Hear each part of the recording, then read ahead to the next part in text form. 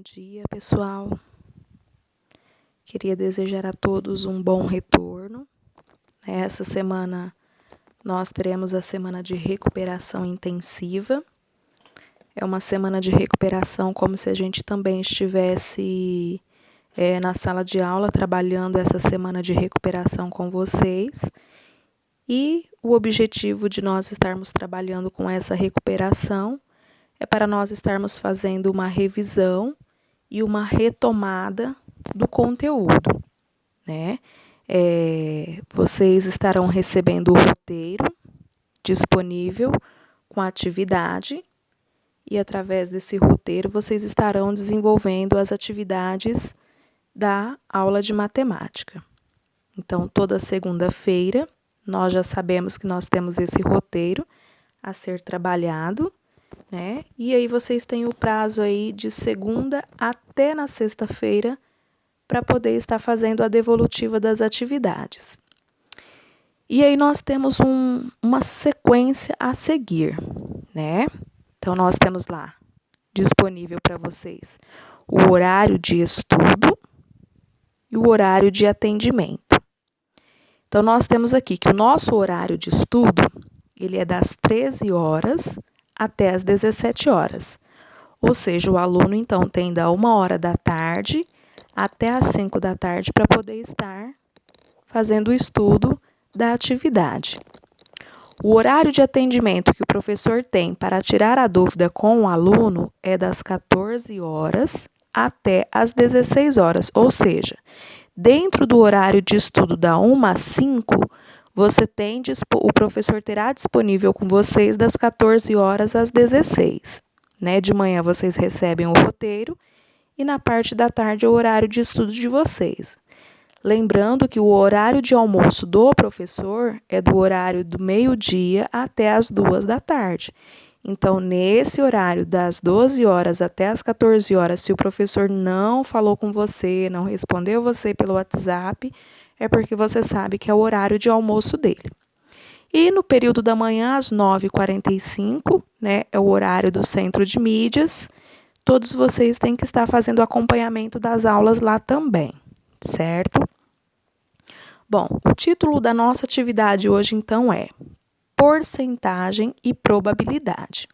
Então, nós já estamos trabalhando com esse tema de porcentagem já há um pouquinho mais de tempo, né? Mas ela é uma das habilidades que veio para nós estarmos fazendo a retomada durante o conteúdo do primeiro bimestre.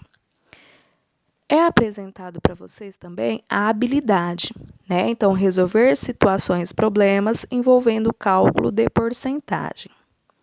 Tem aí o roteiro explicativo do aluno, né? O aluno deverá copiar as questões do caderno. Então, quando você for colocar lá a sua pauta, você coloca recuperação intensiva e logo abaixo você dá a sequência nas atividades. E aí, então, nós entramos com uma pequena introdução. Nós temos aí recuperação intensiva e introdução. Então, essa introdução, ela trabalha-se com vocês a explicaçãozinha básica do que nós vamos estar trabalhando, só para você ter a memorização, tá? Então, tudo isso que está no roteiro você deve copiar para o seu caderno. E aí eu vou ler para vocês a introdução. Lá nós temos a palavra matemática, para um adulto ou uma criança, está diretamente relacionada com atividades e técnicas para a contagem do número de elementos de algum conjunto. Então, contagem do número de elementos de algum conjunto. Nós estamos falando aí sobre probabilidade. As primeiras atividades matemáticas que vivenciamos envolvem sempre a ação de contar objetos de um conjunto, enumerando seus elementos. As operações de adição e multiplicação são exemplos de técnicas matemáticas utilizadas também para a determinação de uma certa quantidade. A primeira, que envolve adição, ela reúne ou junta duas ou mais quantidades conhecidas. E a segunda, que seria através da propriedade da multiplicação, ela normalmente é compreendida, aprendida como uma forma eficaz de substituir adições de parcelas iguais. A multiplicação também é a base de um raciocínio muito importante em matemática, chamado princípio multiplicativo. O princípio multiplicativo constitui a ferramenta básica para resolver problemas de contagem, sem que seja necessário enumerar seus elementos. Os problemas de contagem fazem parte da chamada análise combinatória. Então, a partir dessa aula, iremos aprofundar o estudo nessa parte da matemática. Então, ele fez uma breve introdução para que vocês consigam estar entendendo e compreendendo qual seria o estudo de uma probabilidade, né? Ou seja, então nós temos que, através da probabilidade, nós trabalhamos a soma ou trabalhamos a multiplicação. Quando nós trabalhamos multiplicação, geralmente nós estamos trabalhando com análise combinatória. E quando nós estamos trabalhando a soma, nós estamos trabalhando a probabilidade, ou seja, de parcelas iguais. Coloquei abaixo para vocês um exemplo bem simples, que é o que está baseado nas atividades do caderno de vocês. Então, vamos lá no exemplo. Vamos fazer uma introdução para que vocês consigam, então, estar trabalhando os demais exercícios. Bom, então nós temos no exemplo 1, aparece aí para vocês.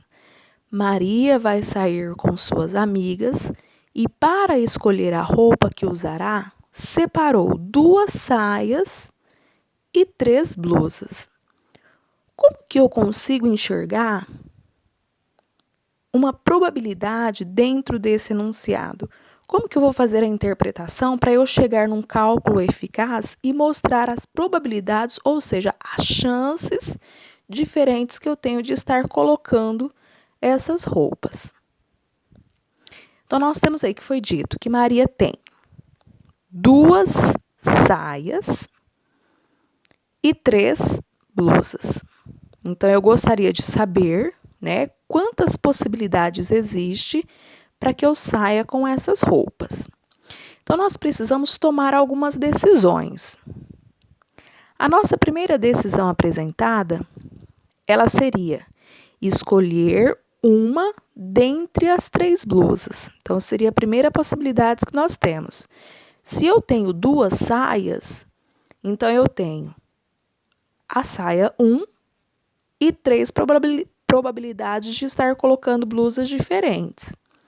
Se eu tenho a minha decisão 2, eu posso então estar escolhendo agora a saia 2 e tendo mais 3 possibilidades de blusas diferentes para eu poder estar colocando, né, para sair. Então, se na minha primeira decisão eu tenho 3 blusas diferentes com uma saia diferente, lá na minha segunda decisão eu também posso ter mais 3 blusas e uma saia diferente. Então, se eu estou trabalhando a probabilidade, eu preciso lembrar de somar, né, essas quantidades. Então, se na primeira saia eu tenho 3 possibilidades e na segunda saia eu também tenho mais 3, então 3 mais 3, que é igual a 6. Se fosse para eu pensar pelo princípio multiplicativo, então eu tenho 3 saias vezes 2 blusas. Então, 3 vezes 2, que é igual a 6. Então, eu teria 6 maneiras de tomar as decisões diferentes. Ou seja, a decisão 1 e a decisão 2. Vamos lá no nosso segundo exemplo. No nosso segundo exemplo, nós vamos usar a mesma lógica, né? De nós estarmos trabalhando com o princípio da soma e com o princípio da multiplicação. Então, no segundo exemplo, é colocado aí para nós. Um restaurante prepara 4 pratos quentes: frango, peixe, carne assada e salsichão. Prepara 2 saladas diferentes, salada verde ou a salada russa. E 3 sobremesas, sorvete, Romeu e Julieta ou frutas. De quantas maneiras diferentes um freguês pode se servir consumindo um prato quente, uma salada e uma sobremesa? Conseguimos matar a charada.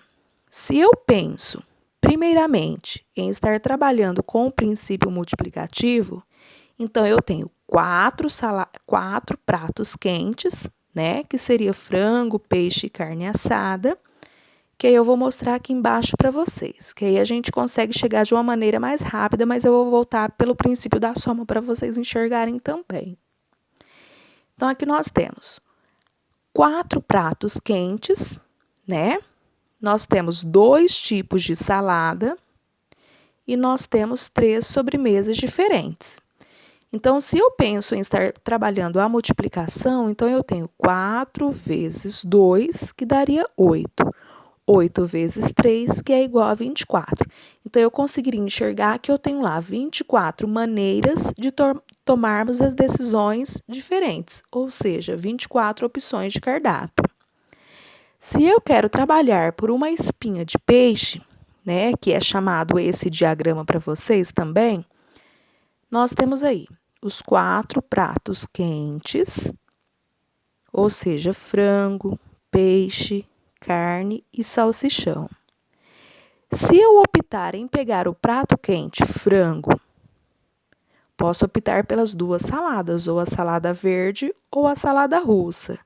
Se eu pego o prato quente, que é o frango, uma salada verde e tenho mais 3 possibilidades de sobremesa, então eu teria lá o sorvete, Romeu e Julieta e a fruta. Então, para cada uma das opções que eu tenho de escolha, eu tenho 3 opções. Se nós pensarmos em somar 3 mais 3, que daria 6, mais 3, que daria 9, mais 3, que daria 12, mais 3, que daria 15, mais 3, 18, mais 3, 21 e mais 3, 24.